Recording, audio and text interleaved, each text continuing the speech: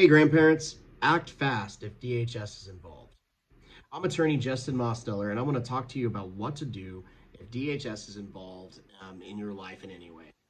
The first thing and most important thing is to seek legal counsel. Most people do not. Most people handle DHS on their own. And I can tell you from experience in many of my cases that most will regret that decision at the end of the day. DHS is not, an unbiased organization. They form opinions, very quickly. They stick to them.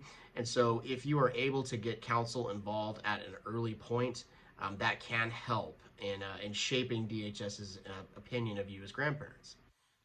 If your children are under investigation by DHS, oftentimes DHS will reach out to you as a potential placement or as a witness to their behavior or kind of a character witness, if you will.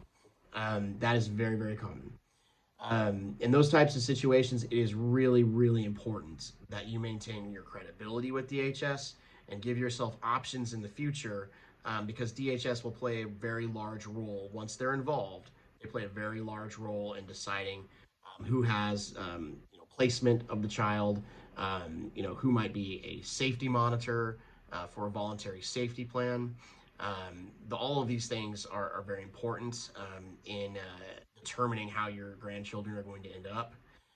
And I mean, most of all, we want to avoid traditional foster placement at all costs, really, because we all know that traditional foster placements can be fraught with risk for the child, especially in a shelter, or a bad foster home. They exist. I know a lot of good foster parents, but there are some bad ones out there. Hopefully, you'll take this advice if you're ever in that situation. If you do, give us a call. We'd be happy to help. And as always, your grandchildren are the first priority.